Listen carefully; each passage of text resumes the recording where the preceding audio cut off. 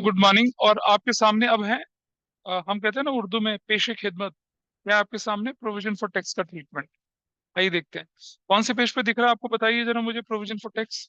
हाँ, treatment of tax. हाँ, ये रहा। बड़ा सिंपल, बहुत ही सिंपल है। जैसे याद है आपने, मैं कुछ तो इसको देख के कर लेंगे, कुछ के लिए मैं अकाउंट बनाना पड़ेगा। अगर आपको ध्यान होगा, हमने आपको क्या बताया था कि टैक्स होता है ऑपरेटिंग एक्टिविटी। हम बना रहे हैं इनडायरेक्ट मेथड से, सुन रहे हैं सब लोग। टैक्स होता है ऑपरेटिंग एक्टिविटी, और ऑपरेटिंग एक्टिविटी का तो एडजस्टमेंट ही नहीं होना चाहिए। फिर भी हम एडजस्टमेंट कर रहे होते हैं। क्यों कर रहे होते हैं एडजस्टमेंट? क्योंकि as per accounting standard 3 revise क्या बोलता है हमसे? वो बोलता है हमें निकालना है नेट प्रॉफिट बिफोर टैक्स। इसलिए क्या करना पड़ेगा? अगर हमने टैक्स पे किया था तो उसे ऐड बैक करते हैं, और अगर रिफंड हो गया तो क्या करते हैं? उसको माइनस करते हैं। इसलिए कर रहे हैं हम ऐसा। ठीक है जी। अब टैक्स का ट्रीटमेंट कैसे कैसे हो सकता है? अगर सिंपल टैक्स पेड लिखा हुआ है, जैसे आपके में लिखा है ना, tax paid during the year is 1000, क्या करेंगे भाई इसे? ऊपर नेट प्रॉफिट बिफोर टैक्स निकालने के लिए जोड़ दो, और इसके इफेक्ट को नलीफाई करने के लिए नीचे होता है ना कैश जनरेटेड फ्रॉम ऑपरेशन, वहां टैक्स पे माइनस कर दो। ऊपर कहां पर? नेट प्रॉफिट बिफोर टैक्स निकालने के लिए जोड़ते हैं ना, ऐड करते हैं टैक्स। और नीचे ऑपरेटिंग के सबसे लास्ट में नीचे होता है ना कैश जनरेटेड फ्रॉम ऑपरेशन, वहां से टैक्स माइनस करके दिखा था पिछली क्लास में। टैक्स को प्लस किया था और नीचे माइनस किया था। चाहे टैक्स दे रखा हो, चाहे प्रोविजन फॉर टैक्स दे रखा हो, उसको उस तरह से ट्रीट करते हैं। Case two, income tax paid during the year is rupees 1000। अच्छा, या capital gain tax paid during the year is 2000, या dividend tax paid during the year is 3000। तीनों टैक्स दे रखे हैं आपके पास।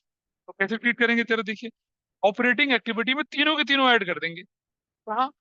नेट प्रॉफिट बिफोर टैक्स निकालने के लिए उसमें आप इनकम टैक्स भी जोड़ेंगे, उसमें कैपिटल गेन टैक्स भी जोड़ेंगे, और डिविडेंड टैक्स भी जोड़ेंगे। तीनों टैक्स जोड़ देंगे। ठीक है जी। अब क्या होगा? कैश जनरेटेड फ्रॉम ऑपरेशन में से कौन सा टैक्स माइनस करेंगे? ऑपरेटिंग वाला। इन्वेस्टिंग में कौन सा माइनस करेंगे? कैपिटल गेन वाला। फाइनेंसिंग में कौन सा माइनस करेंगे? डिविडेंड टैक्स वाला। बिंगो, आराम हो गया। ठीक है जी। तनिक समझ पा रहे हैं?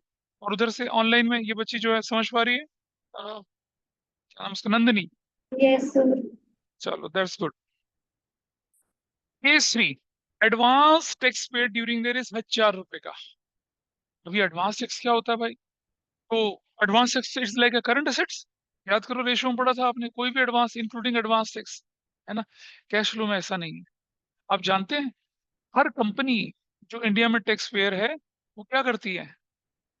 टैक्स एडवांस ही तो भरती है। ये करंट असेट्स थोड़ी है, ये तो रूटीन है कंपनीज के लिए। आपने देखा होगा ना, हर तीसरे महीने में अखबारों में बड़ा बड़ा आता है, पे योर एडवांस टैक्स, पे योर एडवांस टैक्स। अगर कोई भूले बैठ के न्यूज़पेपर खोलता हो तो कौन कौन पढ़ता है न्यूज़पेपर? बस बस। बाकी,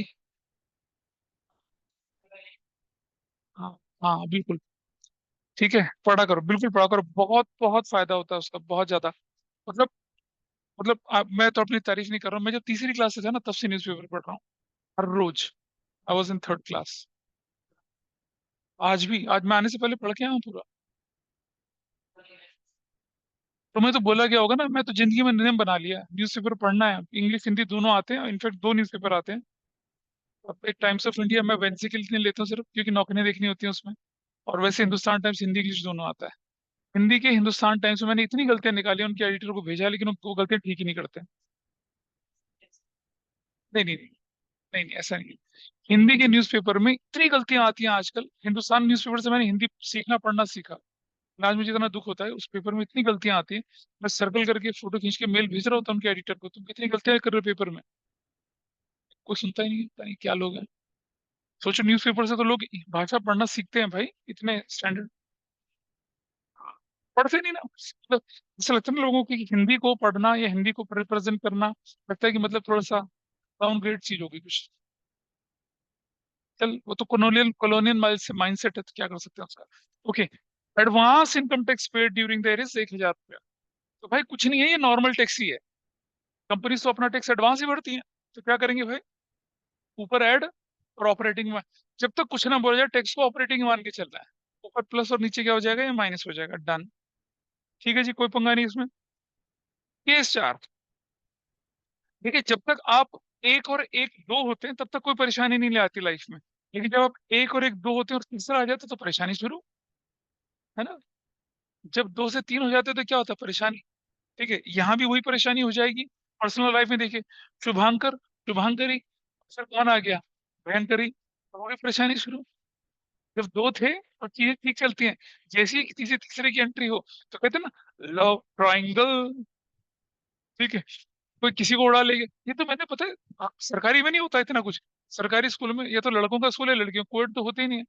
कोएड कभी होते कुछ नहीं। अरे अब तो होते हैं कोएड। मतलब मैं एक कोएड स्कूल में पढ़ा था, मेरी क्लास में सिर्फ 2 लड़कियां थी, 50 लड़के थे। मतलब 52 की स्ट्रेंथ थी, उसमें 2 लड़कियां थी।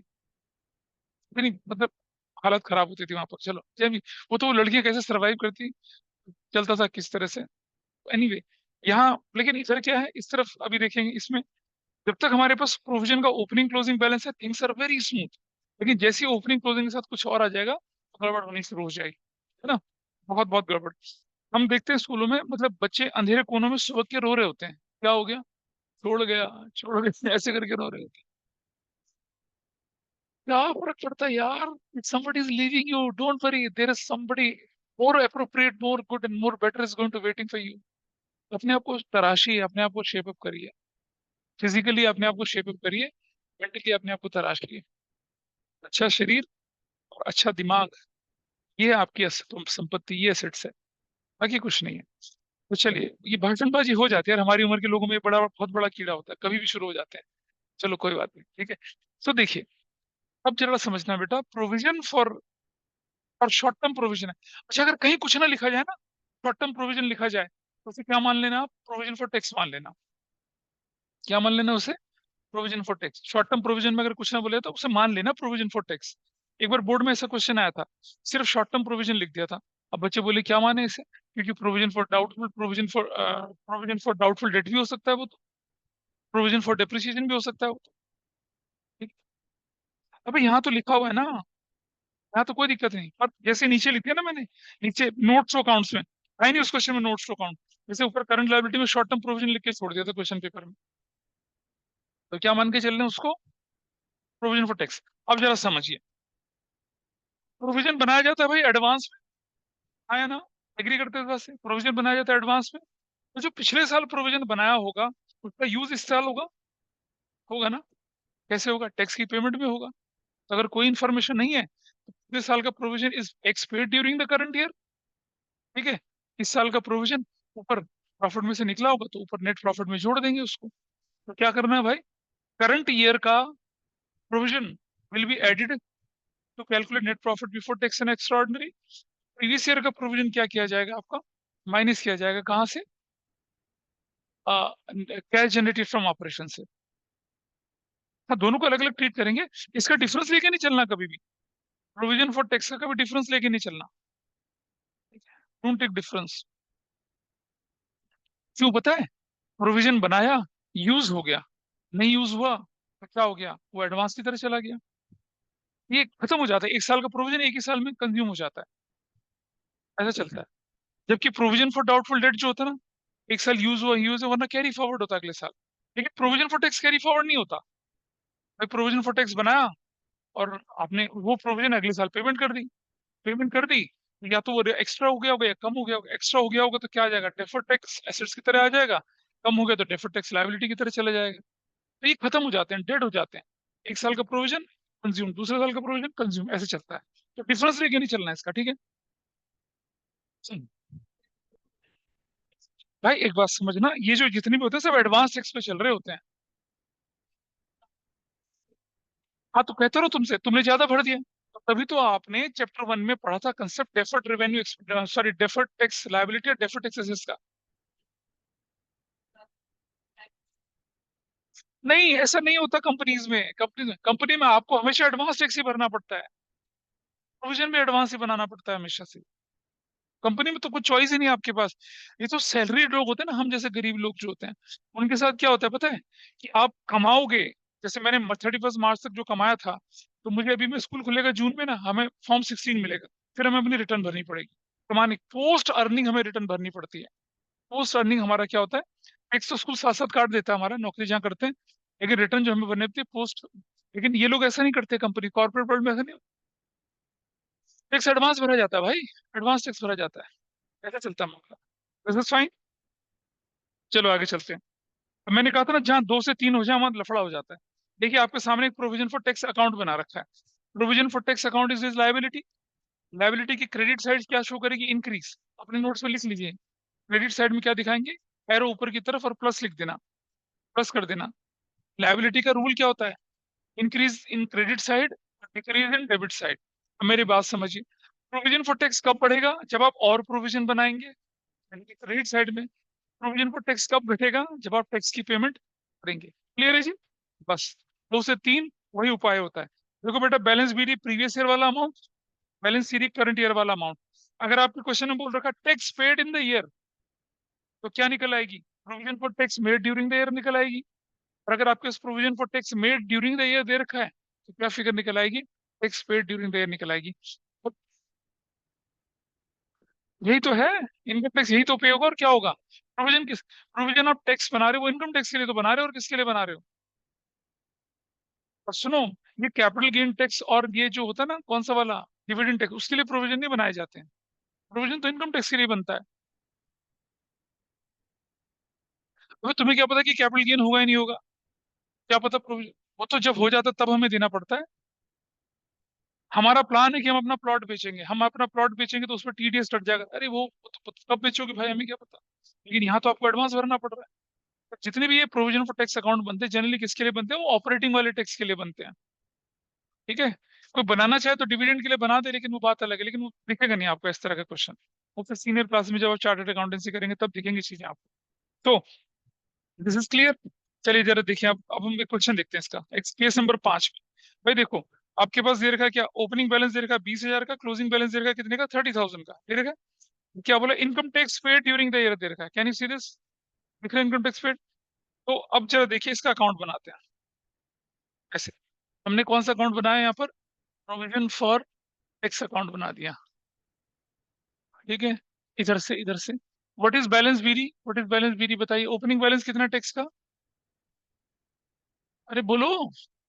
ओपनिंग यानी प्रीवियस ईयर की फिगर, 20,000। ठीक है। क्लोजिंग फिगर यानी कि करंट ईयर की फिगर, बैलेंस शीट कितना? 30,000। अब क्वेश्चन में क्या दे रखा है आपके पास? टैक्स पेड दे रखा है, प्रोविजन मेड दे रखा है? Tax paid. यहाँ बैंक बोल के क्या लिख देंगे आप? Tax paid. टैक्स पेड कितने रुपए का दे रखा है? 5,000 का। कितना हो गया? 35,000 हो गया। कितना हो गया? 35,000 हो गया। क्या बोलेंगे? Statement of profit and loss बोलकर क्या? Provision for tax made. ये क्या बन गई? आपकी बैलेंसिंग फिगर बन गई। कितने की? 15,000 की। Got it? यहाँ तक ठीक है भाई, अकाउंट बनाया सबने। अब ओपनिंग और क्लोजिंग तो हो गया बेकार। जब दो से तीन हो गए तो माँ बाप बेकार हो जाते हैं। ओपनिंग क्लोजिंग बेकार हो गया। ठीक है जी। क्या फिगर है? प्रोविजन मेड कहाँ जाएगा? ऊपर ऐड। टैक्स पेड क्या होगा? नीचे। कैश जनरेटेड फ्रॉम ऑपरेशन से माइनस, खत्म। वो दो चीज कंसिडर करनी है। अगर एडिशनल इंफॉर्मेशन ना होती तो ये वाली फिगर जो है टैक्स पेड मानी जाती है, और ये वाली फिगर क्या मानी जाती है? Provision made. पर क्योंकि इंफॉर्मेशन गिवन है क्या कि टैक्स पेड है 5,000 का, तो आप अकाउंट बनाएंगे, 5,000 यहाँ रखेंगे। अब जो बैलेंसिंग फिगर आएगी 15,000 रुपया, this is what? This is provision made. तो प्रोविजन मेड में ऊपर ये जोड़ना पड़ेगा, और टैक्स पेड में नीचे ये माइनस करना पड़ेगा। कोई कंफ्यूजन है क्या? है? संदेह के बादल कैसे? अरे भाई सीधी सी बात है कि अगर ओपनिंग फिगर है तो वो टैक्स पेड मानी जाएगी, क्लोजिंग फिगर प्रोविजन मेड मानी जाएगी। लेकिन अब आपके पास ओपनिंग क्लोजिंग के साथ टैक्स पेड भी दे दिया, तो मैं ओपनिंग को टैक्स पेड नहीं मान सकता ना। तो हमने ओपनिंग यहाँ रखा, क्लोजिंग यहाँ रखा, टैक्स पेड वहां रखा, प्रोविजन मेड निकल आया ना। प्रोविजन मेड ऊपर ऐड, और tax paid cash generated from operation से माइनस, खत्म। When tax paid is exclusively given, तो मैं इसे टैक्स पेड नहीं मान सकता ना।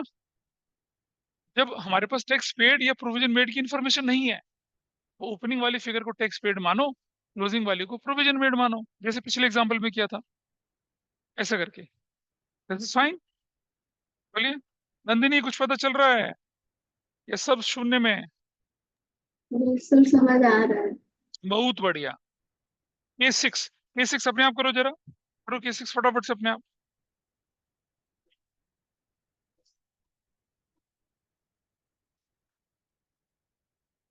K6 आपके सामने है अब।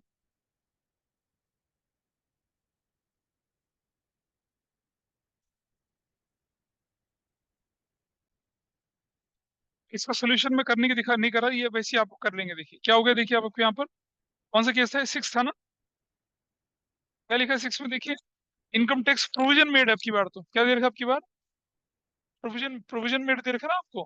तो आपने क्या किया, प्रोविजन फॉर टैक्स अकाउंट बनाया। देखो राधा, डेबिट साइड में, क्रेडिट साइड में क्या डाला, 20,000। डेबिट साइड में कितना डाला, 30,000। और आपकी बार आपको प्रोविजन मेड है, कहाँ डाल देंगे उसको, क्रेडिट साइड में। तो क्या निकल आएगा, टैक्स पेड निकल आएगा। ओपनिंग क्लोजिंग हो गया यूजलेस, प्रोविजन मेड ऊपर ऐड और टैक्स पेड नीचे माइनस पेस्ट, हो गया, है ना। आसान था। चलो आ जाते हैं। केस 7 ये मजेदार है। इसमें आपको अच्छे से थोड़ा समझना पड़ेगा। अगर statement of profit loss given है और उसके अंदर लिखा है प्रॉफिट बिफोर टैक्स और माइनस कर दिया प्रोविजन फॉर टैक्स, तो भाई ये कौन सा वाला प्रोविजन है, ये प्रोविजन है करंट ईयर का। इससे आगे लिख दीजिए करंट, कौन से ईयर का प्रोविजन है, करंट ईयर का। और वैसे बोलो किस साल का प्रोविजन है ये, बताओ भाई। हाँ 7 केसी तो बचा है, और कौन सा बचा है।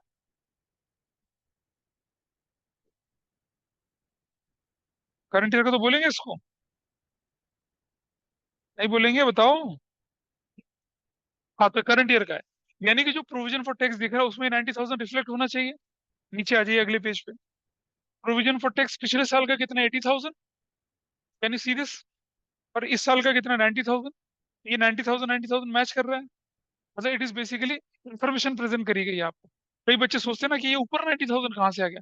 अरे जब ऊपर प्रॉफिट में से निकला तभी तो इस साल का प्रोविजन बना वो। तो ऊपर जो प्रॉफिट लॉस में फिगर दे रखी है और जो नीचे एडिशनल इन्फॉर्मेशन फिगर दे रखी है, दोनों सेम है। समझ पा रहे हैं बात को। प्रीवियस ईयर का प्रोविजन है 80,000, करंट ईयर का प्रोविजन है कितना, 90,000। ठीक है जी। अब सुनो सुनो सुनो सुनो। प्रीवियस ईयर का प्रोविजन 80,000 है, वो करंट ईयर का क्या माना जाएगा, टैक्स पेड माना जाएगा। हाँ या ना, माना जाएगा ना टैक्स पेड।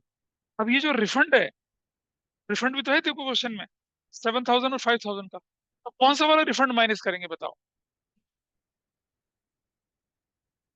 5,000 माइनस करेंगे, 7,000 माइनस करेंगे।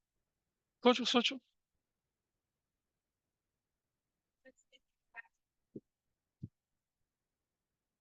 हाँ समझना, क्योंकि 80,000 आपने टैक्स पे किया, और जो रिफंड है करंट ईयर वाला ले, क्योंकि क्योंकि टैक्स पे जो 80,000 है वो करंट ईयर की पेमेंट मानी जाएगी। रिफंड है उसी 80 में से तो होगा, कौन सा वाला, 7,000। तो तुम बोलोगे 5,000 का रिफंड, वो पिछले साल के वाले से माना जाएगा, ऐसा करके। और अगले साल का तो दे नहीं रखा। हाँ तो समझिए। Provision for tax current year का 90,000 ऊपर जुड़ गया, everybody is okay in the answer. ऊपर जुड़ गया, एवरीबडी इज ओके, 90,000 जुड़ गया। चलो जी।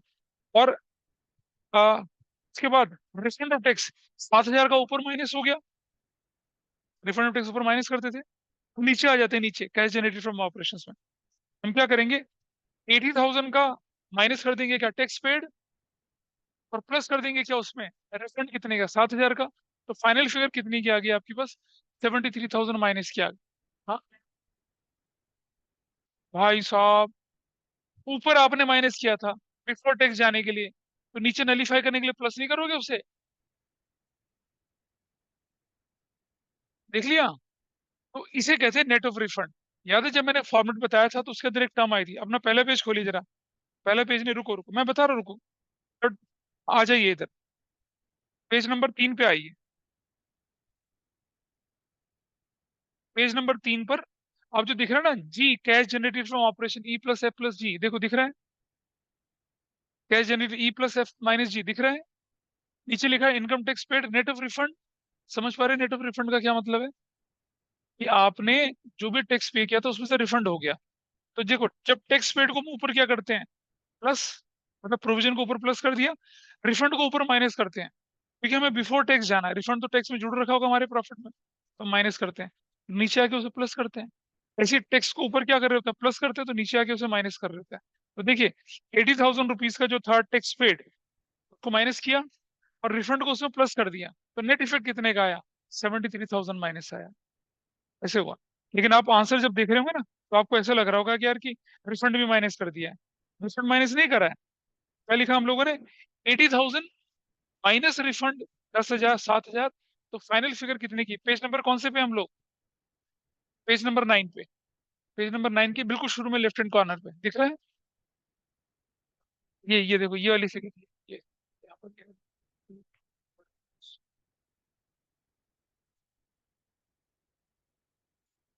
कहाँ? नहीं नहीं हुआ प्लस, ये माइनस होना है। ठीक करिए इसको, रिफंड टैक्स माइनस करिए। अगर तुम्हें ऐसा लग रहा है तो यहाँ देख लो, इधर। ये देखो, यहाँ देखो, इधर देखो। रिफंड टैक्स हमने यहाँ लेस करा हुआ है। लेस करके माइनस तो प्रोविजन वाली फिगर, प्लस तो प्रोविजन वाली फिगर होगी। बोलिए, this is fine with everybody. यहाँ तक ठीक एक चीज है। तो आपने क्या किया सक्सेसफुली, किसे हैंडल कर लिया आप? टैक्स का ट्रीटमेंट हो गया। चलो डिविडेंड भैया से भी मिल लेते हैं हम, है ना? Dividend pay during the current year is ₹3,000। लिखा है जी। अच्छा, डिविडेंड पे करना is a non operating activity. Cash में तो हो सकती है, but is a non operating activity. Non operating activity है तो हम उसे ऊपर ऐड करेंगे। हाँ, non cash non operating payment बोल के ऐड करेंगे, और फाइनेंसिंग से इसे माइनस कर देंगे। फाइनेंस इफेक्ट नलीफाई हो गया। बिल्कुल वही होता है तो खैर एक्सपेंसिव है ना ये, तो माइनस करके से जीरो तो होना ही चाहिए। लेकिन ऐसा करने से क्या फर्क पड़ता है? ये ऑपरेटिंग को पोल्यूट नहीं कर पाता। ऑपरेटिंग से इसे, ऑपरेटिंग में इसको एडजस्ट करके और फाइनेंसिंग में अपनी जगह पे। आप क्या कर रहे हैं? वो आइटम जो ऑपरेटिंग में अननेसेसरी प्लस हो रखी है उन्हें माइनस कर दिया, जो ऑपरेटिंग से अननेसेसरी माइनस हो रहे हैं उन्हें प्लस कर दिया। लेकिन जब उनकी अपनी बारी आएगी वहां तो दिखाएंगे। जैसे इंटरेस्ट ऑन डिवेंचर है, मान लो।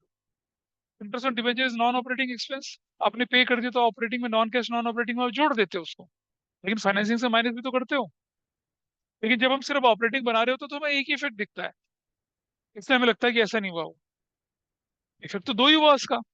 आपने उसे ऑपरेटिंग से हटा दिया, फाइनेंसिंग से जाके माइनस कर रहे हो ना इंटरेस्ट ऑन डिवेंचर। डिविडेंड मिला आपको अगर मान लो, तो आप क्या करते हो? Non cash non operating receipt की तरह क्या करते हो? माइनस करते हो। लेकिन फाइनेंसिंग में जाके तो उसे प्लस कर रहे हो फिर। ऐसा करते हैं। डिविडेंड मिला मतलब इन्वेस्टिंग में प्लस कर रहे हैं। तो देखिए एक एक करके देखते हैं।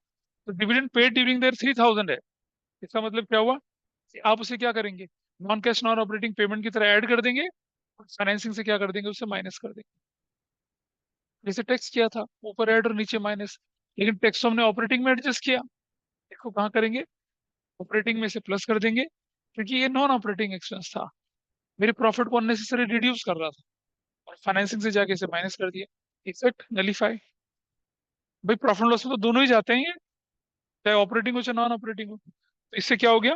ऐसा। कोई कोई गड़बड़ लग रही है त्रिशा को? चलो आगे देखते हैं। केस टू अब थोड़े कॉम्प्लिकेटेड होने शुरू हो जाएंगे। आपके पास इक्विटी शेयर है 5 लाख से बढ़कर 8 लाख हो गया। राइट टू लेफ्ट देखना है हमेशा। बेटा जब भी नोट नंबर आ जाए ना तो फिर बैलेंस शीट के आइटम को नहीं देखना, नोट की तरफ चलना है नीचे। आगे देखें जरा, फिर क्या लिखा हुआ आ रहा है, देखिए आपके सामने। इक्विटी प्रेफरेंस शेयर 2 लाख से बढ़कर 3 लाख हो गया। और क्या लिखा? Dividend paid is equity. Dividend paid है 80,000 का। जब डिविडेंड पेड शब्द आ गया तो भाई ये इक्विटी और प्रेफरेंस दोनों का मिला के होता है। कल आप ये नहीं बोल सकते कि सर ये इक्विटी का है या प्रेफरेंस का है। डिविडेंड पेड तो इक्विटी प्रेफरेंस दोनों का ही होता है। कितना होता है उससे, और कितनी वैल्यू दे रखी है हमें उससे कंसर्न करना है। अगर ये ना दे रखा होता तो मैं ऊपर कैलकुलेशन करता। लेकिन हम ऊपर कैलकुलेशन नहीं करेंगे, इसी पे ध्यान देंगे। तो देखिए कितना डिविडेंड पेड कितने का? 80,000। चलो कैसे करना है? सबसे पहले बैलेंस शीट को खाली करिए। इक्विटी शेयर 5 से 8 लाख हो गया। फाइनेंसिंग के अंदर इक्विटी शेयर जोड़ दिया 3 लाख का, everybody is okay with this. Preference share 2 से 3 हो गया, जोड़ दिया 1 lakh, everybody is okay with this. और डिविडेंड पेड है तो नॉन कैश नॉन ऑपरेटिंग में क्या कर दिया? 80,000 जोड़ दिया और फाइनेंसिंग से माइनस कर दिया। काम खत्म। इतना ही करना है। अरे ठीक है भाई। इधर से पीछा, तीछा, पीछा या तीछा, ती क्या मतलब नाम का? स्टार और तीछा का उसी से पूछूंगा। हाँ ठीक ठीक ठीक है। एक छोटी बच्ची भी है गौरी का। हाँ छोटी छोटी बच्ची भी है गौरी का। हाँ, वो उसकी शिव नादर की है। क्या बोले, क्या बोले?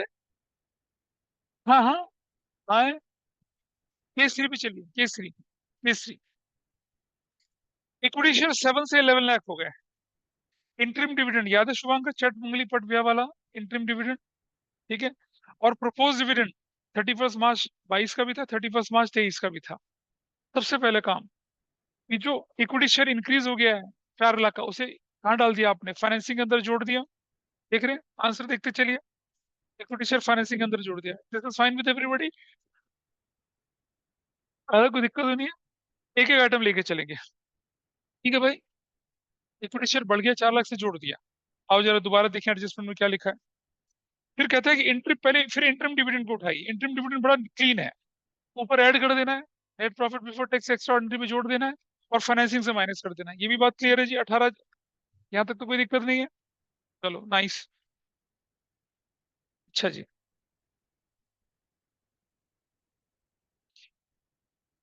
तो आपके पास डिविडेंड प्रपोज प्रीवियस ईयर का भी है और डिविडेंड प्रपोज करंट ईयर का भी है। तो मान के चलेंगे करंट ईयर का जो प्रपोज डिविडेंड है, that is subject to approval of AGM. अभी तो वो कंटीजेंट लायबिलिटी की फॉर्म में पड़ा होगा, उसको तो हम टच ही नहीं कर सकते। पर जो प्रीवियस ईयर का है, वो इस साल तक अप्रूव हो गया होगा। तो डिविडेंड पेड कितना माना जाएगा? 8,000। ऊपर ऐड कर, हाँ, ऊपर ऐड करेंगे 8,000, नीचे करेंगे 8,000 माइनस। हाँ, क्या बोले बेटा? एक साल में तो अप्रूव ही हो जाता है, पर जब तक पिछला अप्रूव नहीं होगा तब तक नया तो बना ही नहीं सकते। मुझे बताओ कैसे नया प्रपोज कैसे करोगे तुम? शेयर होल्डर तो आग नहीं लगा देगा फैक्ट्री कंपनी में। ये पुराने वाला तुमने अभी तक डिक्लेयर नहीं करा, दिए नहीं, तुम नया वाला बना रहे हो। एक्चुअली क्या है देखो, डिविडेंड इज व्हाट, आप अपनी कंपनी के प्रॉफिट को निकाल कर अपने शेयर होल्डर में बांट रहे हो। ठीक है जी? कोई कंपनी नहीं चाहती डिविडेंड देना, लेकिन देना पड़ता है, क्योंकि शेयर मार्केट पे उनके शेयर के मार्केट में वॉलेटाइल हो जाएगा, फर्क पड़ जाएगा। तो तब तक आप नया वाला तो कुछ भी नहीं करोगे जब तक पुराना वाला ही सेटल नहीं होगा। तो जब पुराने वाला और नया वाला दोनों दे रखा है, इसका मतलब पुराना वाला अप्रूव हो चुका है। ठीक है? तो करंट ईयर वाला क्या हो जाएगा? शून्य अंडा, इसका कोई यूज नहीं है। There is no use. नया वाला जो है, उसके हिसाब से हम आगे काम करते हैं। This is done. चलिए, तो ये केस समझ में आया? कोई दिक्कत तो नहीं है? सब कुछ लिखा, रीजन लिखा हुआ है। In case of interim dividend it will treated as dividend propose as well as paid during the current year. और नीचे dividend propose 15,000 will subject to approval in AGM, will be a part of contingent liability, hence not be adjusted while preparing क्या cash flow statement. तो कौन से वाले को लेके चले? प्रीवियस ईयर वाले को ऊपर जोड़ा, नीचे ऊपर मतलब net profit before tax extra ordinary में जोड़ा, फाइनेंसिंग से माइनस करा। ठीक है, केस 4 आ जाइए। अब जरा देखिए, अब एक बात मोटी मोटी बैठा लीजिए अपने दिमाग में। क्या? कि अगर शेयर या डिबेंचर इशू हुए ओपनिंग डेट पर, है ना, डिविडेंड कौन सी वैल्यू पे दिया जाएगा? क्लोजिंग वैल्यू पे। रीजन, 2 लाख से 5 लाख हो गए, और 1 अप्रैल को ही हो गए। पूरे साल 5 लाख ही तो थे आपके पास। तो अगर आपके शेयर या डिबेंचर इशू हुए साल के शुरू में, इंटरेस्ट या डिविडेंड दिया जाएगा क्लोजिंग वैल्यू पे। और अगर वो इशू हुए हैं, रिडीम हुए साल के आखिर में, तो इंटरेस्ट या डिविडेंड दिया जाएगा ओपनिंग वैल्यू। बस इतना ध्यान रखना, ठीक है? करेक्ट। चलो आगे देखते हैं। इक्विटी शेयर 5 लाख से बढ़कर कितने हो गए? 8 लाख के। तो मतलब फाइनेंसिंग के अंदर 3 लाख जुड़ जाएगा। आप अपने आंसर को भी टैली करते चलें। प्रेफरेंस शेयर 2 लाख से 3 लाख बढ़ गया, फाइनेंसिंग के अंदर ऐड हो गया। दिख रहा है ऊपर? 3 लाख और 1 लाख प्लस हो गया, माइनस हो गया। करेक्ट। आगे चलते हैं। नए इक्विटी और प्रेफरेंस शेयर कब इशू हुए? साल के शुरू में। तो भाई डिविडेंड कौन सी वैल्यू पे दिया जाना चाहिए? क्लोजिंग वैल्यू पे, यानी कि 8 लाख और 3 लाख पे दिया जाना चाहिए। ठीक है? ये कहते हैं dividend paid on equity share is 6%। तो जरा इक्विटी देखिए कितने की है? 8 लाख। 8 लाख का 6% कितना होगा? 48,000। और डिविडेंड पेड लिखा है, तो प्रपोज भी हुआ होगा और फिर पे भी हुआ होगा। तो ऊपर देख रहे हैं आप, ऐड कर दिया 48,000, और नीचे क्या कर दिया? माइनस कर दिया 48,000। कर दिया। अब मुझे ये बताइए कि भाई प्रेफरेंस शेयर होल्डर वाले हथियारे थोड़े ही हैं। प्रेफरेंस शेयर क्यों माने जाते हैं? क्योंकि they have a preference share right over dividend as compare to equity. जब आप इक्विटी को दे रहे हो तो प्रेफरेंस वालों को भी देना पड़ेगा। 12% का मतलब क्या हुआ? Rate of dividend. 12% मतलब रेट ऑफ डिविडेंड होता है। डिवेंचर के केस में 10% का मतलब रेट ऑफ इंटरेस्ट होता है। तो 12,000 का 3 लाख कितना बनेगा? 12%, 3 लाख का 36,000। ये भी ऊपर ऐड और नीचे माइनस। वही तो केस सिखा रहा हूं मैं आपको। अगर इक्विटी को दिया तो भाई प्रेफरेंस को भी देना पड़ेगा। लेकिन अगर लिख रहेगा डिविडेंड पेड, तो वो इक्विटी प्रेफरेंस मिला के है ना, फिर अलग से थोड़ी कैलकुलेट करें। पिछला केस देखो ना। अरे रुको, पहले रुक जाओ, केस 12 देखो तुम, केस 2 देखो। केस 2 में क्या लिखा हुआ है? 12% प्रेफरेंस शेयर है, और डिविडेंड पेड 80,000 है, तो क्या 12% को अलग से कैलकुलेट किया? डिविडेंड पेड मतलब इक्विटी प्रेफरेंस है। लेकिन अगर इस क्वेश्चन में ही, केस टू में, डिविडेंड ऑन इक्विटी लिखा रहता तो मैं प्रेफरेंस को फिर अलग से कैलकुलेट करता। अब तुम्हारा डाउट, किसका डाउट था बता बोलो।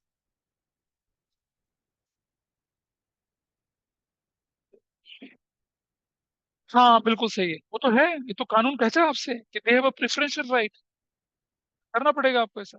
ठीक है। सो ये आपने कर लिया। केस 5 पे आ जाइए। केस 5। केस 5 क्या कहता है आपसे, देखिए जरा। न्यू इक्विटी और प्रेफरेंस शेयर कब इशू हुए? साल के एंड में, तो फिर किस पे लगेगा डिविडेंड? ओपनिंग वैल्यू पे। ठीक है। और डिविडेंड पेड कितना लिखा? 90,000। तो भाई अलग से कैलकुलेट करने की जरूरत ही नहीं है। डिविडेंड पेड 90,000 का क्या मतलब है? मिला के दोनों का। तो 90 का पहले देखिए आप, 5 लाख से 8 लाख हो गया तो क्या करेंगे? ये फाइनेंसिंग के अंदर जुड़ गया, 5 लाख से 8 lakh, can you see this? Financing के अंदर 3 लाख जुड़ गया। ऐसी प्रेफरेंस शेयर में कितना? 1 लाख जुड़ गया। सीधा answer. On the next page on the left hand side top. ठीक है। अब डिविडेंड पेड 90,000 है, ऊपर ऐड कर दिया और फाइनेंसिंग से माइनस कर दिया 90,000। क्लियर है? अभी बोलो।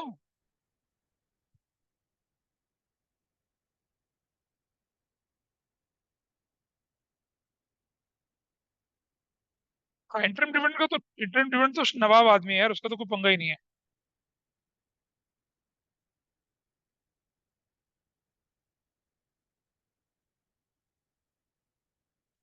ठीक है।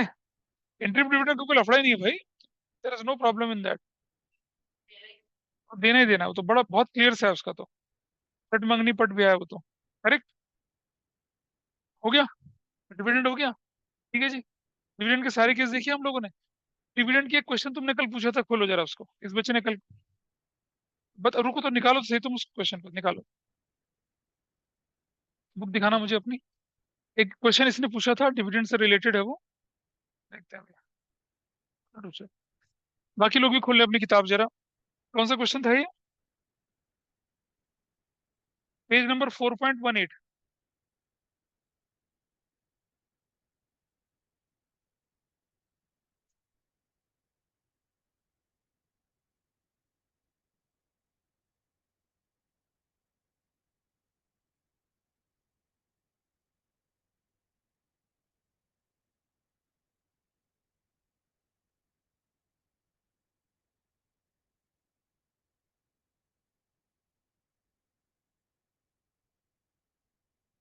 ठीक है। देखिए जरा, देखो पढ़ लिया। आपके पास statement of profit loss 5 lakh से 8 लाख हो गया। और आपको बोला है कि डिविडेंड पेबल है कितना? 30,000। करेक्ट, ऐसे लिखा हुआ है। और बोला है कि डिविडेंड प्रपोज्ड 31 मार्च 22 को 3 लाख था, और 23 को कितना था? 3,50,000 था। यहाँ ठीक है? करेक्ट है भाई? अब जरा देखिए। अरे भाई, डिविडेंड प्रपोज फाइनल है ना? अरे रुक तो जाना मेरे भाई। प्रपोज जो है वो, प्रपोज का मतलब पे नहीं करना होता प्रपोज। हाँ। तो जो 2022 का 3 लाख रुपया है वो, उसको क्या करेंगे आप? ऊपर ऐड कर देंगे। ऊपर ऐड करा उसको या नहीं करा बताइए? ऊपर ऐड कर दिया 3 लाख का। नहीं करा ना 3 लाख का ऐड। और ये जो डिविडेंड पेबल है मतलब, जो आपने रुक जाओ रुक जाओ, जब फाइनेंसिंग में जाएंगे नीचे, फाइनेंसिंग में जाएंगे नीचे, तो डिविडेंड पेड 3 लाख दिखना चाहिए, लेकिन 3 लाख माइनस 30 270 लिखेंगे। क्योंकि देखो आपने प्रपोज किया था 3 लाख, 3 लाख की आपने लाइबिलिटी बना ली थी। 3 लाख में से कितना हुआ? अगर कोई इन्फॉर्मेशन ना होती तो ऊपर 3 लाख ऐड होता और फाइनेंसिंग से 3 लाख पेड माना जाता। लेकिन ये क्या कह रहा है? पेबल कितना लिखा है? 30,000। देखो 30,000 पेबल। इसका मतलब क्या? ऑपरेटिंग में तो कोई इफेक्ट नहीं पड़ना इसका, लेकिन जब फाइनेंसिंग में जाएंगे, 3 लाख की डिविडेंड की लाइबिलिटी थी ना हमारी, उसमें 30,000 अभी स्टिल पेबल है। तो आपका आउटफ्लो कैश का कितने का हुआ? 270 का हुआ। ऐसे ट्रीट करना है इसको। Is it okay? आप अपने बुक में लिख सकते हैं, फाइनेंसिंग एक्टिविटी के अंदर, पेंसिल से लिख लीजिए, फाइनेंसिंग एक्टिविटी के अंदर क्या होता। लिख लीजिए, फाइनेंसिंग एक्टिविटी के अंदर क्या होता। डिविडेंड पेड कैसे लिखते हैं आप? डिविडेंड पेड लिखते हैं 3 लाख माइनस स्टिल पेबल 30,000, 270 लिखते हैं।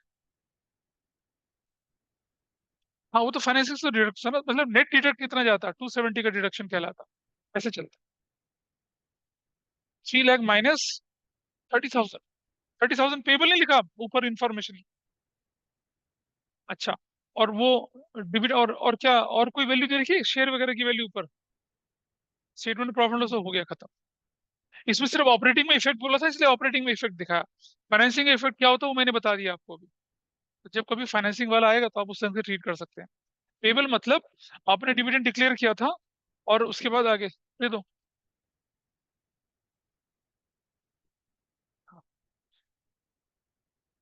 इतने फोन पकड़ता हूँ मैं स्कूल में, मत करा करो ना। क्या अच्छा क्या था इसमें बताओ? अम्मा की याद आ रही थी, फिर पीहर की याद आ रही थी। क्यों? मैं खुद भी देखता हूँ, मैं मतलब I am also addicted to this, इसलिए मैं क्या करता हूँ, काम करते समय दूसरे कमरे में रख देता हूँ।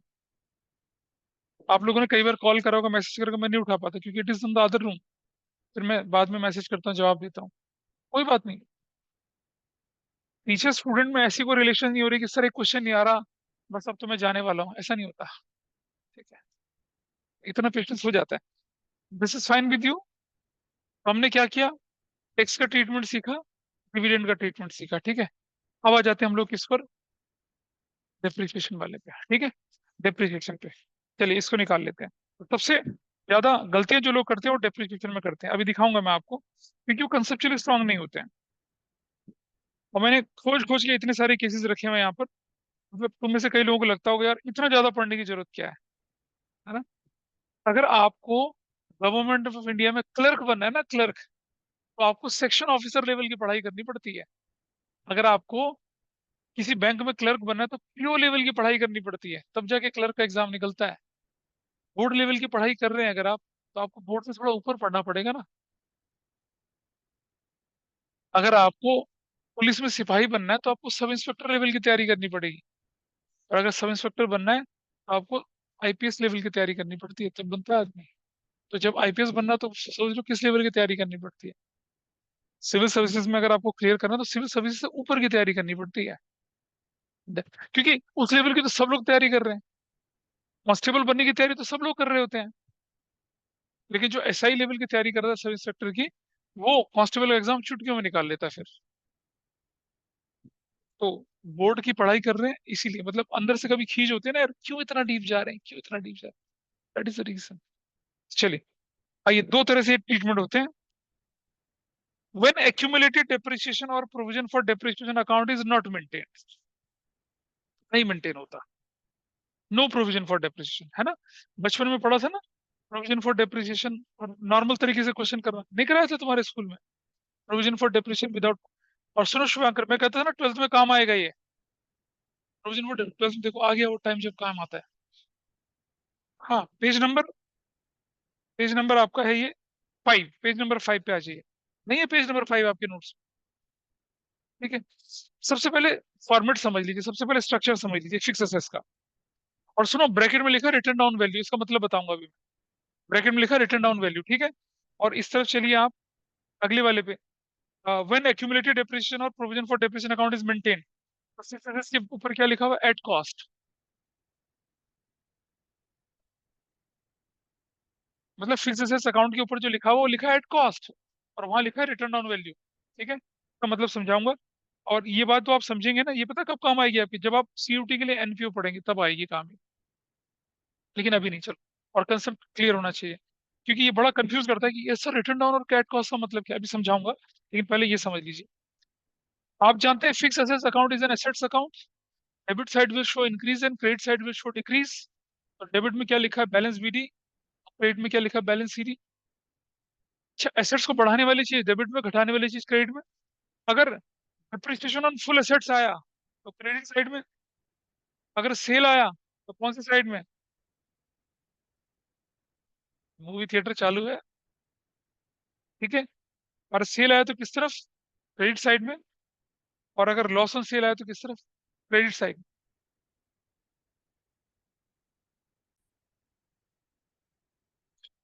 अब सुनिए, अगर आपने डिप्रिसिएशन किया तो क्रेडिट साइड में जाएगा, सेल हुई तो क्रेडिट साइड में जाएगा, और लॉस हुआ तो क्रेडिट साइड में जाएगा। लेकिन अगर बेचते समय प्रॉफिट हो तो किस तरफ जाएगा वो, डेबिट साइड में। परचेज किया तो किस तरफ जाएगा, डेबिट साइड में।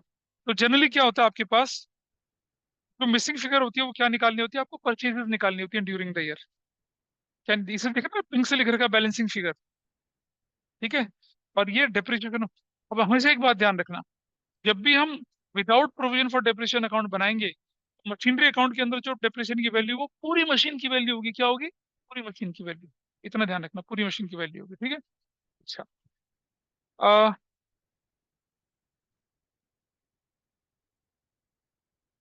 चलिए, आपके पास केस वन है।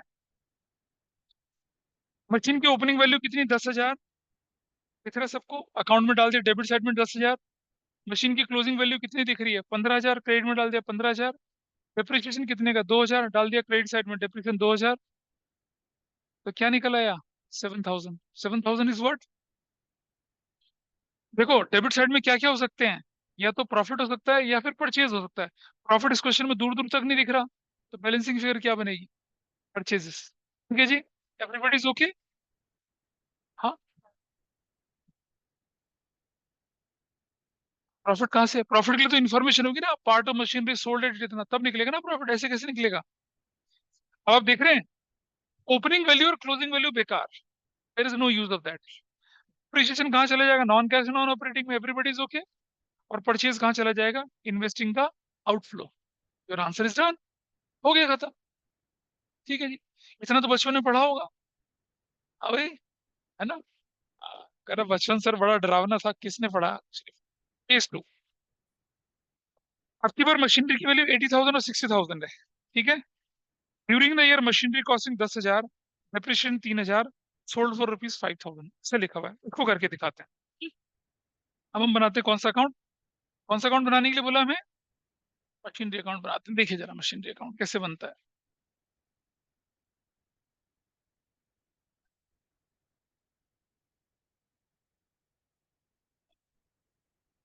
बनाए, लीजिए। मशीनरी अकाउंट,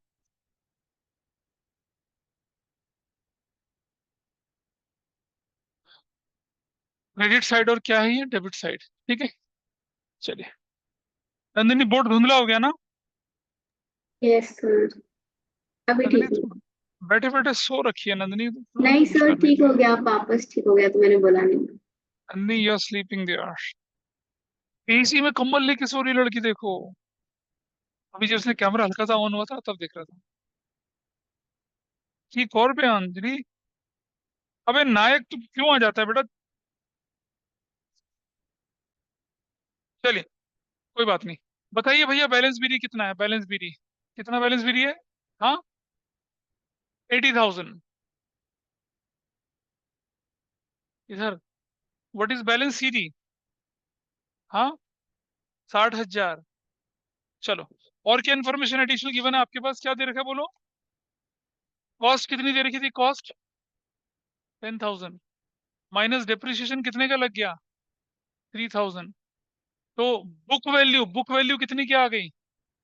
7,000 की। सोल्ड कितने में करा? सोल्ड, हाँ, 5,000 में। क्या हो गया? Loss on sale.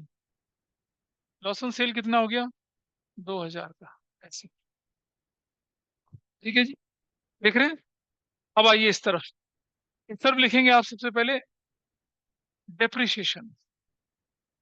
कितना लिखेंगे डेप्रिसिएशन, बताइए। बोलो भाई शुभंकर, कितना लिखेंगे? बोल शुभंकर जल्दी से। अरे डेप्रिसिएशन लिखा तो तुम्हारे सामने। 3,000, ठीक है, 3,000। चलो जी। बैंक बोलकर सेल कितने का? 5,000 का, ठीक है। और statement of profit and loss बोलकर, बल्कि यहां पर भी मैं बोलूंगा statement of profit and loss बोलकर डेप्रिसिएशन। स्टेटमेंट ऑफ प्रॉफिट बोल के लॉस कितने का? 2,000 का, है ना। लॉस 2,000 का आ गया। अब ये 80,000, ये 80,000। Got it? अब तो बैलेंसिंग फिगर तो इधर आनी चाहिए थी। क्यों? डेप्रिसिएशन भी है, सेल भी है, लॉस भी है। अपने स्ट्रक्चर को देख लो, सारे आइटम तो हैं। भाई फिर तो गड़बड़ हो गई, फिर क्या हो गया? बता शुभांकर, क्या गलती हुई? गलत तो हुआ है कुछ? What is the mistake? बताओ राधा, क्या मिस्टेक है? वही तो पूछ रहा हूँ, कहाँ गया? बताओ। बता क्या गलती हुई, बता बता। हाँ, गलती पता क्या हुई है? गलती ये हुई है कि आपने यहाँ पर मशीन के पार्ट का डेप्रिसिएशन लिख दिया, है ना? हमें तो पूरी मशीन का डेप्रिसिएशन लिखना चाहिए था। You can't right depreciation of a part of machine. क्या बोला था अभी थोड़ी देर पहले? डेप्रिसिएशन ऑन फुल मशीनरी लिखना होता है। अब बोलेंगे फुल मशीन का डेप्रिसिएशन तो हमारे पास है नहीं। हाँ, तो नहीं है तो कोई बात नहीं। क्या लिखेंगे अभी? पार्ट का तो नहीं लिख सकता यहाँ पर। I can't right depreciation of a part of machinery यार। मशीनरी अकाउंट के अंदर डेप्रिसिएशन शब्द आया तो पूरी मशीन का आएगा, पार्ट का आ ही नहीं सकता। Fundamentally principally it is wrong. अभी रुक जाना, अब सुन ले मेरी बात को। अब डिफरेंस कितने का आया? अब डिफरेंस कितने का आया बताइए? 13,000 का। इसे लिख लूंगा मैं statement of profit and loss, bracket में डेप्रिसिएशन किस पर? फुल मशीनरी का। अगर ये फुल मशीनरी का डेप्रिसिएशन है तो क्या इसमें पार्ट का पार्ट जुड़ा होगा? This theory proves wrong, correct. तो आप देख रहे हैं, बजाय कि बैलेंसिंग फिगर में परचेज में निकल कर आता, यहाँ बैलेंसिंग फिगर में क्या निकल कर आया? डेप्रिसिएशन निकल कर आया। ये बताना चाह रहा था मैं आपको। ये बहुत बड़ी कंसेप्चुअल एरर है। वो 13,000 तो बाकी पार्ट का भी हुआ ना मिला के। वो तो बेचे हुए टुकड़े का डिप्रेशन 3,000 था ना। बाकी पूरी मशीन में तो पड़ी 80,000 की। उसका डिप्रेशन कहाँ जाएगा? Is it okay? तो कभी भी पार्ट ऑफ मशीनरी आप यहाँ नहीं डालते हैं। अगर आपको एक्सपोजर ना होता आप एग्जाम में यही करके आते। ये तो करके आते और फिर फंस जाते कि यार क्या लिखूं, यहाँ तो मेरे पास फिगर ही नहीं, मेरा वैल्यू नहीं, क्या करूं मैं बताओ। ऐसे फंस जाते।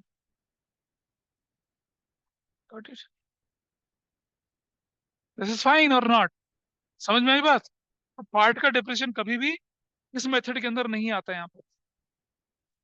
तो आपने क्या निकाला? अब सुनिए, ओपनिंग और क्लोजिंग का कोई यूज नहीं है, बेकार है सारे के सारे। ये सेल कहाँ जाएगा? इन्वेस्टिंग के अंदर प्लस हो जाएगा। लॉस कहाँ जाएगा? ऑपरेटिंग के अंदर प्लस हो जाएगा। डेप्रिसिएशन कहाँ जाएगा? ऑपरेटिंग के अंदर प्लस हो जाएगा। मालूम है ना कहाँ कहाँ डालना होता है? Non cash non operating payment के अंदर जाके इसे हम प्लस करते हैं। देखो डेप्रिसिएशन क्या होता है? ऑपरेटिंग एक्सपेंस होता है, पर क्योंकि नॉन कैश होता है इसलिए हमें इसे एडजस्ट करना पड़ता है। Got the reason? तो ऐसा वाला क्वेश्चन आपको दिखेगा नहीं बुक में, लेकिन अगर एग्जामिनर आपको तोड़ना चाहे मरोड़ना चाहे तो ऐसा क्वेश्चन देके आपको तंग कर सकता है। Nandini, is that okay? कुछ समझ में आया या ओम नमः सफा चट्टा है? यस सर, समझ आ गया। बहुत बढ़िया। केसरी पे आ जाइए अब। केसरी करो अपने आप, केसरी जरा। आप केसरी अपने आप करिए। आपको मशीनरी अकाउंट बनाना है, वैल्यूज डालनी है, डालिए फटाफट से। केसरी अपने आप करिए।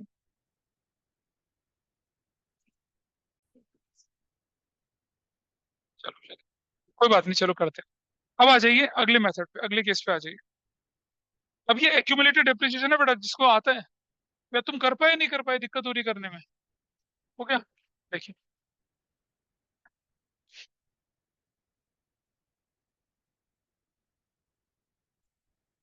स्क्रीन पे दोनों अकाउंट दिख रहे हैं आपको? भाई स्क्रीन पे दोनों अकाउंट दिख रहे हैं? अरे सुनो सुहानी, दिख रहा है? दोनों अकाउंट दिख रहे हैं स्क्रीन पे? मतलब आपको नोट्स पे दोनों अकाउंट, बस ठीक है। आइए पहले कंसेप्ट सीखते हैं, एक छोटा सा एक कंसेप्ट है उसको सीखते हैं। हाँ जी। ये ये क्या है? When provision for depreciation account is not maintained. Provision for depreciation account maintain नहीं किया गया। ये कब की कहानी है? When provision for depreciation account is maintained. ऐसे प्रोविजन फॉर अकाउंट बनाया नहीं बनाया, ठीक है? देखो दिखाता हूँ क्या फर्क पड़ता है।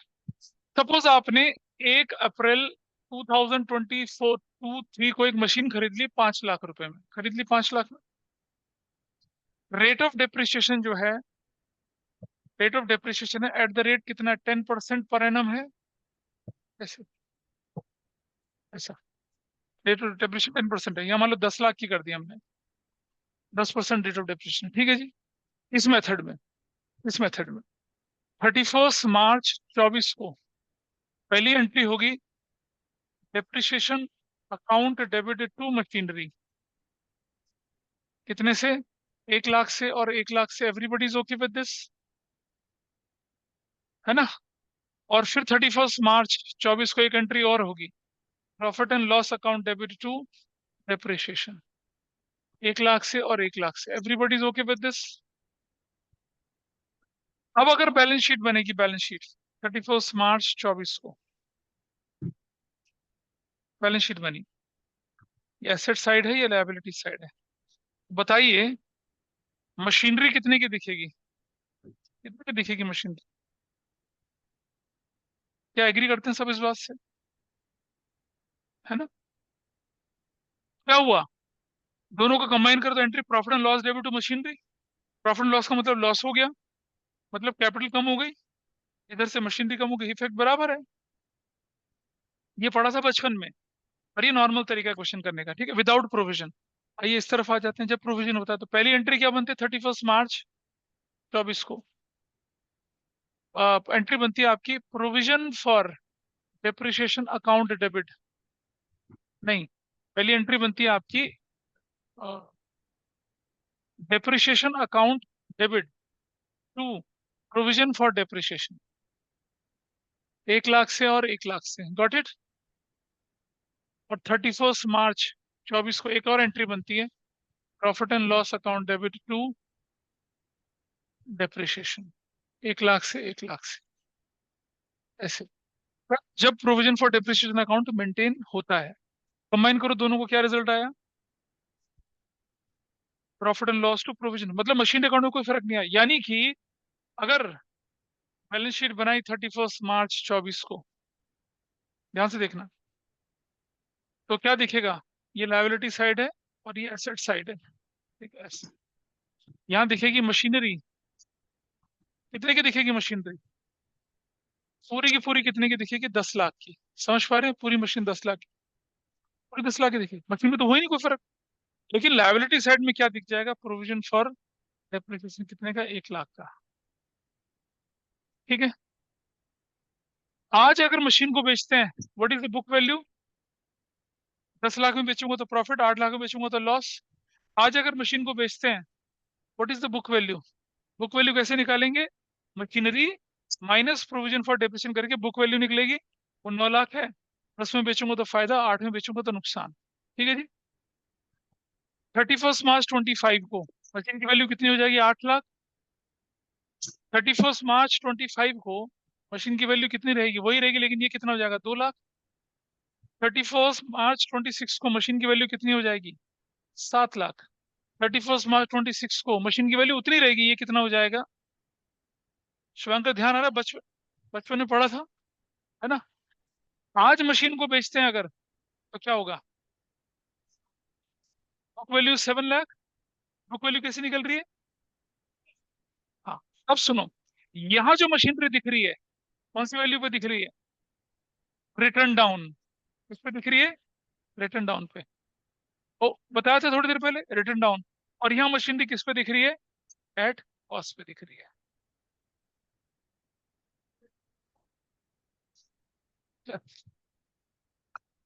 आफ्टर डेप्रिसिएशन जो मशीन की वैल्यू होती है उसे रिटर्न डाउन वैल्यू बोलते हैं, वो रिटर्न डाउन वैल्यू मेथड था, स्ट्रेट लाइन मेथड था। अभी मैंने स्ट्रेट लाइन, हमने मेथड जो लगा, हमने हमने एसएलएम मेथड लगाया है यहाँ पर, है ना।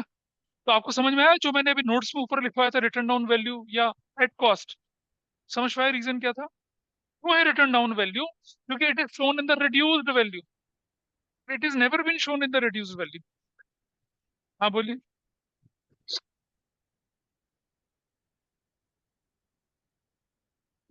भाई रियल अकाउंटिंग वही है, फायदा नहीं होता, नहीं नहीं, यहाँ तो प्रोविजन, यहाँ तो तुम अपने देखो, इनकम टैक्स तुमने पढ़ा नहीं अभी, इनकम टैक्स के प्रोविजंस हैं, ठीक है, जैसे तुम प्रोविजन फॉर टैक्स बना रहे हो तो उसके हिसाब से प्रोविजन फॉर डेप्रिसिएशन भी बनाना पड़ेगा तुम्हें। हाँ मैंडेटरी होता है, ये तो आपको बचपन में सिखाई जाती है, छोटी मोटी है, हल्का फुल्का लॉलीपॉप खिला रहे हैं आपको यहाँ, इसलिए हो रहा है ऐसा, ठीक है। और इससे भी एक और चीज होती है, मशीनरी बनता है, प्रोविजन बनता है, और मशीनरी डिस्पोजल अकाउंट भी बनता है, असली अकाउंटिंग तो वो होती है, चांटा पड़ेगा, सिखाया था 11th क्लास में, तुम तो मैं, भाई ये लोग ना हमारे स्कूल में तो आ नहीं रहा, सीखा ही नहीं, हाँ लेकिन मैं तो सिखाया था, जम के सिखाया था मैंने। हाँ, मतलब मैंने सिखाया था, लेकिन नहीं सीखे लोग। हाँ, एक क्वेश्चन आया था, एक बहुत 2005 या 6 में क्वेश्चन आया था, जिसमें मशीनरी डिस्पोज, वो मैंने नोट्स में लिखा हुआ है, वो मैंने दे रखा है। मैंने दे रखा है, तो बहुत आसान है, हल हुआ बिल्कुल। लेकिन वही होता है ना कि हम तो, हमारे तो सिलेबस में नहीं आ रहा, क्यों पढ़े? हम लोग तो, मेरे पास नहीं थे इसलिए मैं कुछ नहीं करता, ये तो पापी था मेरे पास, ये वाला था, नहीं पढ़े ये लोग। Is that okay? क्यों इसे रिटर्न डाउन बोला, क्यों इसे एट कॉस्ट बोला? You got the reason. तो इसके प्रेजेंटेशन के तरीके देखिए, कैसे प्रेजेंट होता है ये। ऐसे भी प्रेजेंट होता है, मशीनरी कितने की, 10 लाख की, माइनस प्रोविजन फॉर डेप्रिसिएशन कितने का, 3 लाख का। कितने का दिखेगा, 7 लाख का। ऐसे भी दिखता है। इसका मतलब समझे, प्रोविजन फॉर डेप्रिसिएशन का मतलब मशीनरी की वैल्यू में रिडक्शन नहीं है। तुमने पूछा था कल मुझसे, कब तुमने पूछा था, किसने पूछा था? You only ask this, you got the reason. Provision का मतलब, इसलिए प्रोविजन फॉर डेप्रिसिएशन का मतलब मशीन में वैल्यू में कमी नहीं है। ये प्रोविजन फॉर बैड डेट या डाउटफुल डेट का मतलब डेटर में कमी नहीं है, इसका मतलब। वो गलत assumption लेके चल रहे होते हैं, ठीक है। ये तरीका हो गया। तीसरा तरीका भी होता है,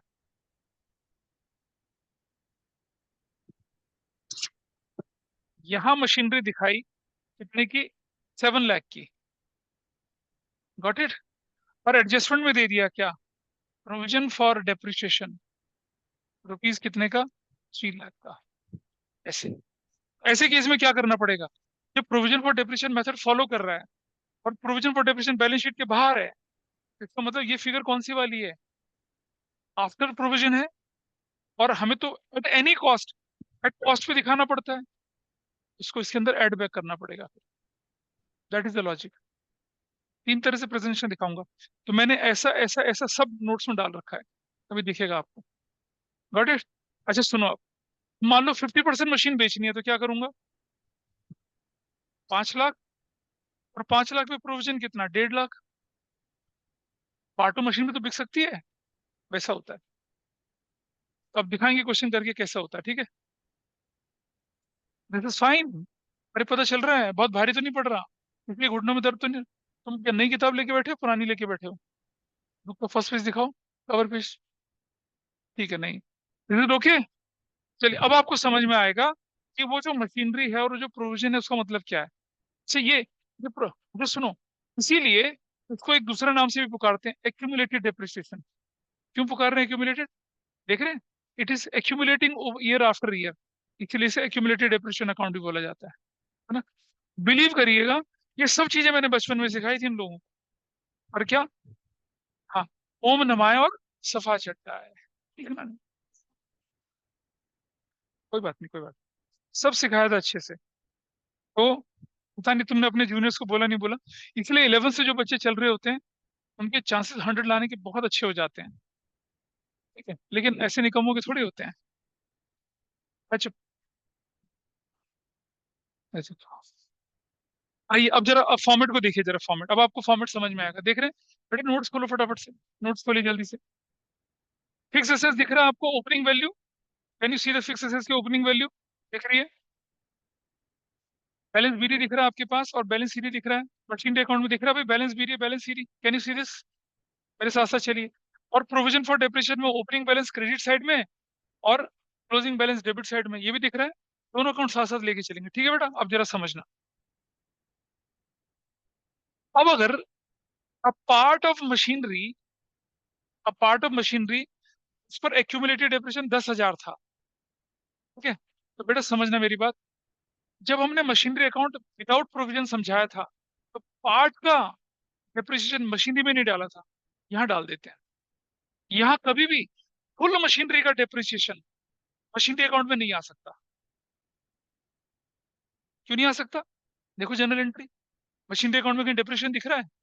नहीं आ सकता। कहाँ दिख रहा है? देखो दिख रहा है कहीं पर आपको स्क्रीन पर?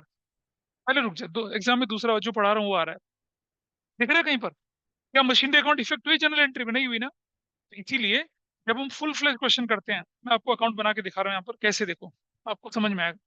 देखिए, ये हुआ मशीनरी अकाउंट, आपको इसको नोट करने की जरूरत नहीं है, वो नोट आपके नोट्स में दे रखा है। और ये प्रोविजन फॉर डेप्रिसिएशन अकाउंट। ठीक है, ऐसे। देखो बेटा, ये क्रेडिट साइड, ये डेबिट साइड, ये एक लायबिलिटी की तरह है। ये साइड इंक्रीज दिखाएगा, ये साइड डिक्रीज दिखाएगा। और ये एक एसेट्स की तरह है। ये साइड डेबिट साइड क्या दिखाएगा, इंक्रीज, और क्रेडिट साइड क्या दिखाएगा, डिक्रीज। ये है बैलेंस बीडी, प्रोविजन का बैलेंस बीडी इस तरफ लिखा जाएगा। यहाँ क्या लिखा जाएगा, बैलेंस सीडी, ऐसे। ठीक है, ये बैलेंस बीडी ओपनिंग बैलेंस है, ये बैलेंस सीडी क्या है आपका, क्लोजिंग बैलेंस है। Is that okay? ऐसे करके। ठीक। अब जरा समझिए, पार्ट ऑफ मशीनरी, अब पार्ट ऑफ मशीनरी मैं लिख रहा हूँ जैसे यहाँ पर आपके सामने एक एडजस्टमेंट दिखा रहा हूँ करके।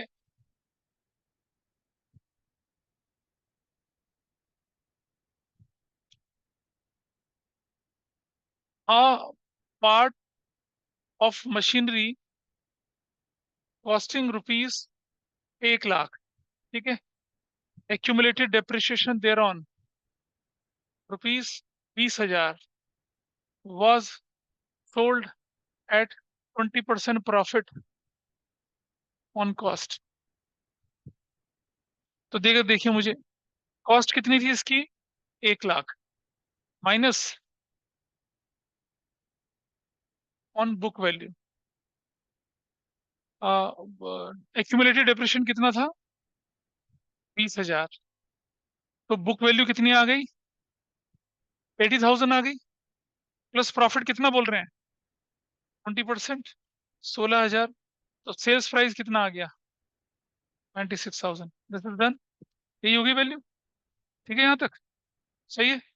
अब जरा कैसे करते हैं, और सुनो, यहाँ इधर मशीनरी 31 मार्च 23 को दे रखी है 10 लाख की, और 31 मार्च 22 को दे रखी है मान लो 7 लाख की।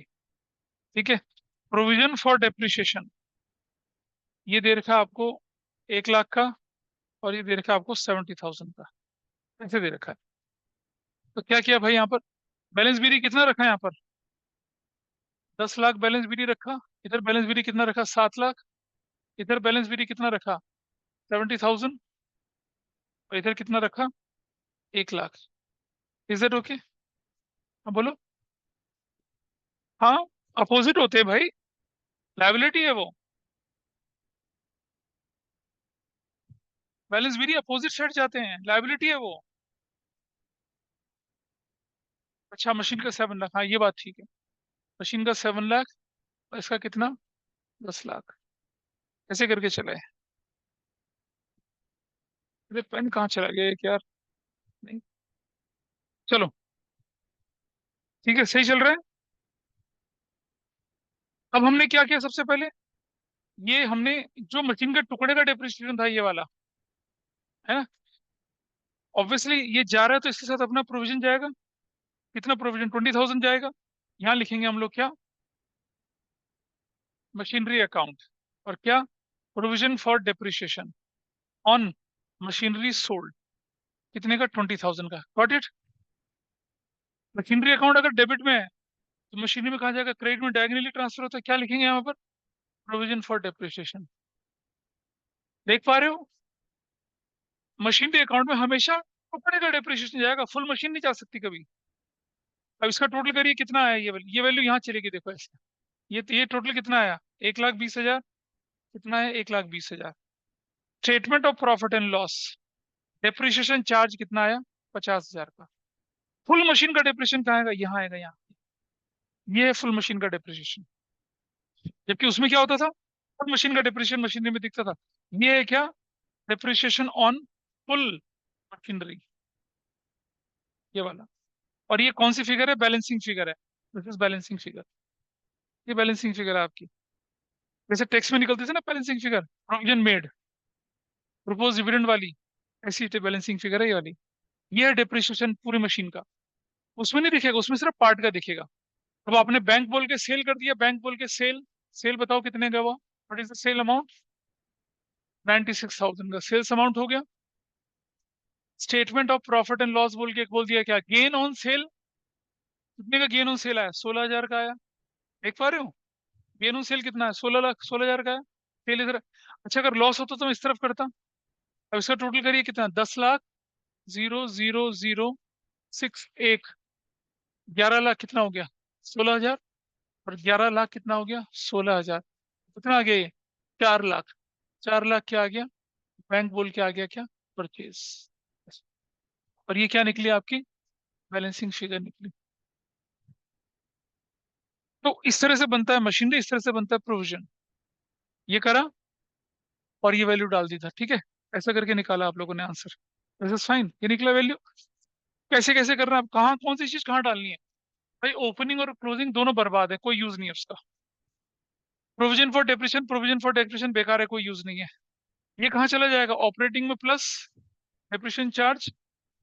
ये कहाँ चला जाएगा? इन्वेस्टिंग के अंदर प्लस। ये कहाँ जाएगा? इन्वेस्टिंग के अंदर माइनस। और ये क्या चला जाएगा? ऑपरेटिंग के अंदर माइनस। इस हो गया सारा का सारा आइटम आपका। हाँ, वो उतने तो लाइफ जी ली ना अपनी। हो गया, वो तो खत्म हो गया, यहाँ से होके अपने घर चला गया। इसका कोई रोल ही नहीं है। अब आप स्ट्रक्चर देखिए, अब आप अपना फॉर्मेट देखिए एक बार। अब आप ये सब करके दिखा रखा है, अपना फॉर्मेट देखिए। दिख रहा है ओपनिंग वैल्यू, क्लोजिंग वैल्यू। दिख रहा है provision for depreciation on a part of asset sold. नीचे opening value, closing value, fix assets का प्रोविजन। उधर depreciation on full machinery balancing figure. इधर बैंक बोल के सेल लॉस। डेबिट साइड में क्या आएगा? प्रॉफिट या फिर परचेज आएगा। ऐसा करके दिखाया। Got it? ऐसा निकला। अच्छा, अब as a matter of prudence, by chance अगर आपके एग्जाम में कभी, आपके स्कूल के एग्जाम में या बाई चांस कभी कोई टीचर बोल दे कि भाई हाँ, एक बार 6 नंबर का क्वेश्चन आया था, पूरा पूरा 6 नंबर का। क्या आया था कि prepare provision, machinery, machinery disposal तीनों बनवाया आपसे। और क्या करवाया फिर कैश फ्लो बनाने के लिए बोल दिया, सिर्फ उसी आइटम का। तो देखो, ये मशीनरी है। ये कौन सा अकाउंट है? प्रोविजन। इसके बीच में यहाँ पर एक अकाउंट बनता है, क्या? Machinery disposal account. देखो, बहुत हलवा चीज है, बहुत ही हलवा चीज। कैसे देखो, यहाँ मैंने मशीनरी लिखा ना। मशीनरी लिखने की जगह क्या लिख दूं यहाँ पर मैं? मशीनरी डिस्पोजल लिख दूं बस। सिर्फ इतना करना है मैंने, बाकी सब नॉर्मल रहेगा। हाँ, प्रोविजन फॉर डिप्रिसिएशन में तो मशीनरी की जगह मशीनरी डिस्पोजल लिख दूं। अगर डेबिट में तो मशीन डिस्पोजल में कहाँ जाएगा? क्रेडिट में। किस नाम से जाएगा? Provision for depreciation. कितने का? 20,000 का। और जो मशीनरी को बेचने का काम उधर करते थे वो सब यहाँ ले आई। बैंक बोल के क्या कर दिया? सेल। कितने का? 96,000 का। Got it? और statement of profit and loss बोलकर क्या कर दिया? गेन। कितने का? 16,000 का यहाँ कर दिया, ठीक है। अब इसको क्लोज किया 116। क्लोज किया कितना? 116। क्लोज कर दिया 116। और इधर क्या आ गया? इधर कितना आया? 1 लाख। क्या लिख दिया इसको? Machinery account. इसको कोई ओपनिंग क्लोजिंग नहीं होता, मशीनरी अकाउंट में गए। मशीनरी अकाउंट में ये जो आप कर रहे थे ना सारा, ये सब इधर उधर, ये सब कुछ नहीं, ये सब कुछ नहीं, कुछ नहीं। ये जो लो प्रॉफिट प्रॉफिट था, ये कुछ नहीं करना है इसका। सीधा उठा के क्या लिखोगे यहाँ पर? Machinery disposal. कितना करोगे मशीनरी डिस्पोजल यहाँ पर? 1 लाख। मशीन डिस्पोजल कितना करोगे? 1 लाख करोगे ना इधर। तो देखो जरा, हमने प्रोविजन फॉर डेप्रिसिएशन डाल दिया, बैंक बोल के डाल दिया सेल। और गेन उधर आ गया। मशीन भी कितने का आ गया? 1 लाख का। मशीन की वैल्यू तो 1 ही लाख थी ना। ठीक है जी। अब ये वैल्यू कितनी होगी आपके पास? ये वाली value, what is this value? 11 lakh. What is this value? 11 lakh. Bank बोल के परचेज कितने की आ गई? पहले भी कितने की आई थी? पहले भी 4 लाख की आई थी। हो गया।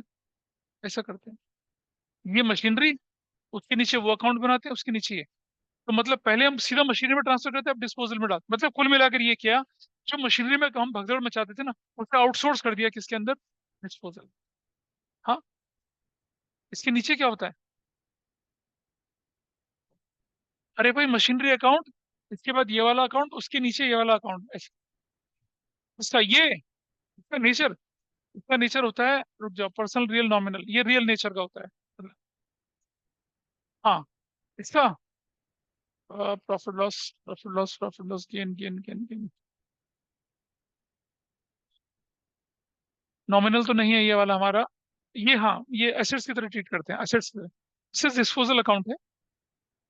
डिस्पोज कर रहे हैं उसको। पहले ये बनता है, उसके नीचे ये बनता है, उसके नीचे ये बनता है, बस इतना काम है। इसे करके दिखाया। इतना बहुत बहुत रेयरली जाते हैं इतना। तो देखिए, अब अपनी बुक खोली चले, अपना नोट्स खोली चले एक बार फटाफट से नोट्स। आपको अब आपके पास एक केस है, सिर्फ सिंपल सा केस देख रहे हैं। प्लांट की वैल्यू 7 से 8 लाख हो गई, और प्रोविजन की वैल्यू कितना, 50 से 80 हो गई, देख रहे हैं।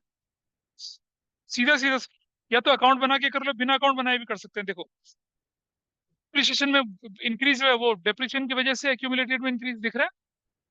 और जो मशीन की वैल्यू में इंक्रीज है वो परचेज की वजह से है।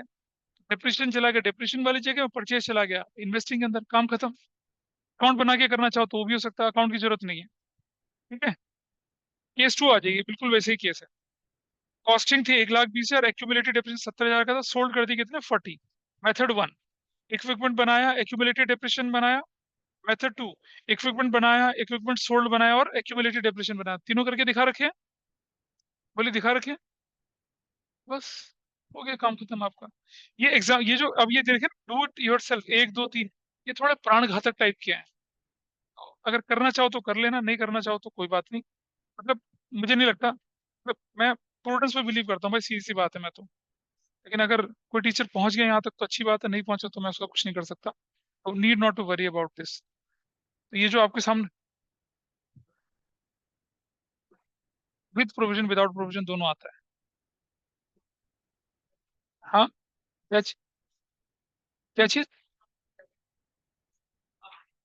मेरा लेवल तो कुछ भी नहीं है बे, मेरा लेवल। हाँ,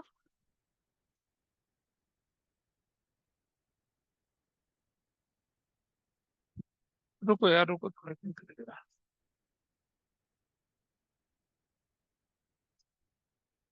देखो, जो जितना मैंने करवा दिया ना, ये नॉर्मल लेवल है आपके सामने अभी। इसके थोड़े एक्स्ट्रा ऑर्डिनरी एग्जाम्पल थोड़े आगे हैं बस।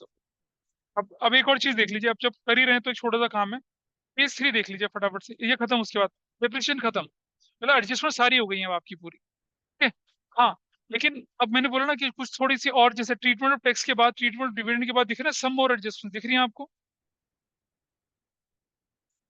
Adjustment relating to doubtful debts, adjustment relating to capitalising reserves, adjustment relating to intangible assets, interest on investment से रिलेटेड। अब मुझे नहीं पता कि यार तुम्हारे स्कूल में कितना कराया गया है। फिर issue expenses under writing commission. अच्छा अच्छा। नहीं नहीं, वो कर, मतलब ही नहीं बनता कराने का, मतलब ही नहीं बनता। तुम इधर देखो पहले इसको यार। ए भाई देख लो ना पहले,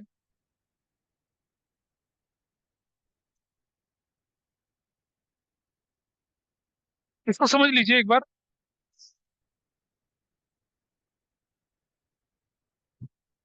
बेटा रुक जा, तो एक बस थोड़ा सा एक मिनट, ये वाइंड अप हो रहा है इनका टॉपिक। केस 3, स्टॉक दिख रखा है, ग्लॉस ब्लॉक दिख रखा है, लूज टूज दिख रहा है, लाइव स्टॉक दिख रहा है, पेटेंट दिख रहे हैं खूब सारे।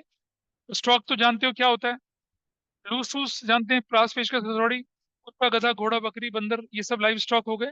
पेटेंट्स आपके पेटेंट्स हो गए। अरे वही तो बता रहा हूँ भाई, नीचे देखो। During the year machinery costing 10,000, accumulated depreciation 3,000, was sold at 5,000। तो जो कंपनीज होती है ना, वो अपनी सारी की सारी टेंजिबल एसेट्स को ग्रॉस ब्लॉक के अंदर दिखाती है। तो जो मशीनरी के पापा है ना, ये ग्रॉस ब्लॉक है। अच्छा, एक और चीज देखिए अब आप, during the year machinery costing 10,000, और provision for depreciation against machinery was opening और क्लोजिंग। तो आप देख रहे हैं प्रोविजन फॉर डेप्रिसिएशन मशीन, ये बैलेंस शीट के बाहर दिख रहा है आपको, इन्फॉर्मेशन के बाहर दिख रहा है। इसका मतलब क्या हुआ, इसका मतलब एड कॉस्ट बनाने के लिए क्या करना पड़ेगा, ऐड करना पड़ेगा, बस ये ट्रिक थी इसकी। देखिए मशीनरी अकाउंट के अंदर क्या दिख रहा है, 80+25 दिख रहा है जोड़ के, दिख रहा है। और नीचे 55+40 दिख रहा है। When provision for depreciation method is followed, fixed assets is always shown at cost, not at the book value. And if they are shown in the book value, then while preparing fixed assets account, opening and closing balances needs to be converted at cost. इसीलिए हमने क्या कर दिया, add back. अभी reason बताया था आपको 3 तरह से प्रेजेंटेशन का। ठीक है, इसलिए। और फिर आप देखिए, फिर तो प्रोविजन फॉर डेप्रिसिएशन नॉर्मल तरीके से बनता है, और क्वेश्चन नॉर्मल तरीके से सॉल्व होता है। ठीक है। अब आप पहले क्या करेंगे, अपनी बुक के छोटे छोटे इलस्ट्रेशन करेंगे, कि मैं आपको बोला कि इन्वेस्टिंग एक्टिविटी कैलकुलेट करिए, फाइनेंसिंग कैलकुलेट करिए, ठीक है।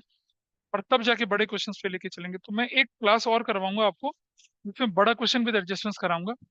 फिर आप तैयार हैं, मतलब वैसे तो अभी भी तैयार हो, ऐसा कोई बड़ी बात नहीं, but you are ready for your exam.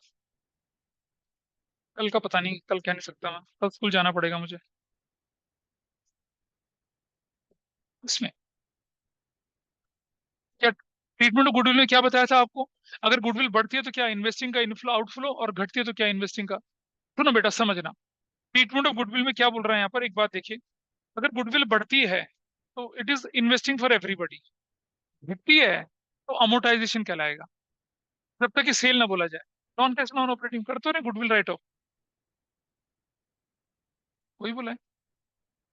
ठीक है, तो अगली समझ लीजिए 99%, मतलब आपके स्कूल के हिसाब से तो चैप्टर 100% हो चुका है। अब आपको बड़े क्वेश्चन की प्रैक्टिस करनी है, इसकी प्रैक्टिस करनी है, क्वेश्चंस की, वो करेंगे आप प्रैक्टिस, तो चीजें आसान रहेंगी। एक क्वेश्चन मैं बड़ा कराऊंगा आपको, जिसमें कैसे स्मूथली एडजस्टमेंट के साथ करते हैं उसको, वो समय नहीं है। पॉसिबल हुआ तो कल ही ले लूंगा, लेकिन कल मुझे स्कूल जाना पड़ेगा, इसलिए मैं कुछ कह नहीं सकता। कल क्या है, कल कौन सा दिन है? कल तो छोटे बच्चे की भी क्लास होती है। चलिए आज का तो हम वाइंड